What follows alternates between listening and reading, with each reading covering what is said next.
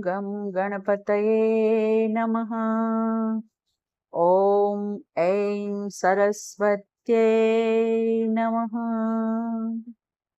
આપણે આગળ જોયું કે ભગવત પ્રાપ્તિના ઉદ્દેશ્યથી વિમુખ થયેલા આસુરી સંપત્તિવાળા લોકોના દુરાચારોનું ફળ નરક પ્રાપ્તિ છે. દુરાચારો દ્વારા વાવેલા દુર્ભાવોથી વર્તમાનમાં અને ભવિષ્યમાં તેનું કેવું ભયંકર પરિણામ આપે છે તે દર્શાવતા ભગવાન કહે છે, આત્મસંભાવિતા સ્તબ્ધા ધન માન મદાન્વિતા યજન્તે નામ યજ્ઞૈસ્તે દંભેના વિધિપૂર્વકમ. પોતાને અતિ શ્રેષ્ઠ માનનારા ઘમંડી માણસો, ધન અને માનના મદથી ચૂર રહેનારા, દંભથી અવિધિપૂર્વક નામ માત્રના યજ્ઞો વડે યજન કરે છે. આવા લોકો અભિમાનથી અને પોતે શ્રેષ્ઠ છે તે દર્શાવવા યજ્ઞ કરતા હોય છે. તેમને વિધિ નિષેધની સમજ હોતી નથી. મંત્રો અને દેવોમાં શ્રદ્ધા પણ હોતી નથી. માત્ર પોતાની પ્રસિદ્ધિ માટે તે યજ્ઞ કરે છે. તેઓ ધન અને માનના મદમાં મશગુલ રહે છે. સંત મહાત્માઓ કે દેવો પ્રત્યે પણ આદર ધરાવતા નથી. તેમને નમસ્કાર કરવામાં પણ માનતા નથી. તેમની દરેક ક્રિયાઓ બનાવટી અને પ્રસિદ્ધિ પ્રાપ્ત કરવા માટે હોય છે.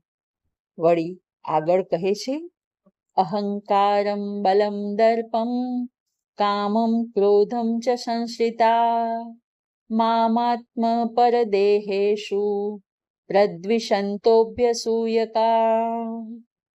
અહંકાર, બળ, ઘમંડ, કામ અને ક્રોધનો આશ્રય લેનારા આ ઈર્ષાળુ લોકો પોતાના તેમજ અન્યના શરીરમાં રહેલા મુજ અંતર્યામીનો દ્વેષ કરે છે.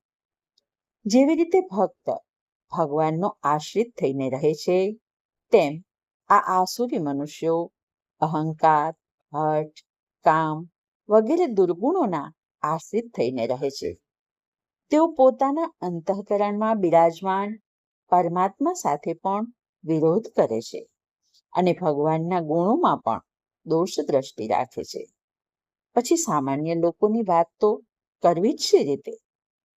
વળી આગળ કહે છે, તાનહમ દ્વિષત ક્રૂરાન સંસારેષુ નરાધમાન ક્ષિપામ્યજસ્રમ અશુભાન આસુરીષ્વેવ યોનિષુ. સંસારમાંના અક્રૂર, દ્વેષી અને પાપાચારીઓને હું વારંવાર આસુરી યોનિઓમાં જ નાખું છું. ભગવાન દયા કરે છે તો દંડ પણ આપે છે. વિશ્વ કદી દુષ્ટો વિનાનું હોતું નથી અને દુષ્ટ કદી ઉત્પાત કર્યા વગર રહી શકતા નથી. તેથી વિશ્વને સુખી કરવા માટે દુષ્ટોનું દમન કરવું જરૂરી છે. તેથી ભગવાન કહે છે કે એવા ક્રૂર અને નિર્દયી લોકોને ભગવાન આસુરી યોનિ આપે છે અને વારંવાર આ આસુરી યોનિ આપતા રહે છે.